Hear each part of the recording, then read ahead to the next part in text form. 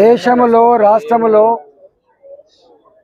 గోమాతను పూజించేటువంటి సనాతన ధర్మాన్ని నమ్ముకున్నటువంటి లక్షలాది మంది భక్తులు ఇవాళ గోరక్షకులుగా గోవులు కాపాడుకునే ప్రయత్నం చేస్తారు, వాటిని సంరక్షించే ప్రయత్నం చేస్తారు. గత కొద్ది కాలంగా కాంగ్రెస్ పార్టీ అధికారంకి వచ్చిన తర్వాత గత కొద్ది కాలంగా ఈ గోవులను తరలించేటువంటి వాళ్ళకి అండగా ఉండేటువంటి వాళ్ళు గుండాలు, మాఫియా కొంతమంది వాళ్ళు కాపాడుతూ ఉన్నారు. అనేక సార్లు ఈ గుండాలు ఈ గోవులని తరలించేటువంటి వాళ్ళకి అండగా ఉండేటువంటి వాళ్ళు, మరీ ముఖ్యంగా ఎంఐఎం సంబంధించిన వాళ్ళు అనేక సార్లు ఘర్షణ జరిగినాయి. కాళ్ళతో గుద్దిండ్రు, కార్లను కాళ్ళ మీద ఎక్కించుకుంటూ పోయిండ్రు.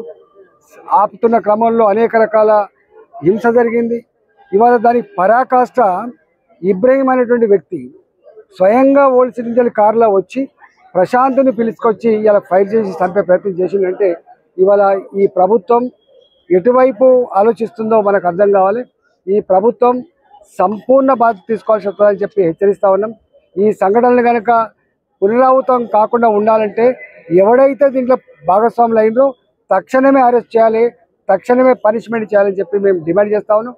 నిన్నెట్లయితే నిజామాబాద్లో ఇలా దొంగలు స్వయంగా పోలీసులనే చంపి ఛాలెంజ్ చేసిండ్రు, ఇవాళ ఇంత భయం లేకుండా ఇవాళ రెండవ ఛాలెంజ్ ఇక్కడ చేపట్టింది. కాబట్టి ఇవాళ లక్షలాది మంది, కోట్లాది మంది మనోభావాలను కాపాడాలంటే ఈ ప్రభుత్వం తక్షణమే స్పందించి వాళ్ళందరినీ కూడా అరెస్ట్ చేసి చట్ట ప్రకారంగా శిక్షించాలని, రాబోయే కాలంలో ఇట్లాంటి సంఘటన జరగకుండా ఇవాళ చర్యలు తీసుకోవాలని చెప్పి ఈ ప్రభుత్వాన్ని హెచ్చరిస్తా ఉన్నాం.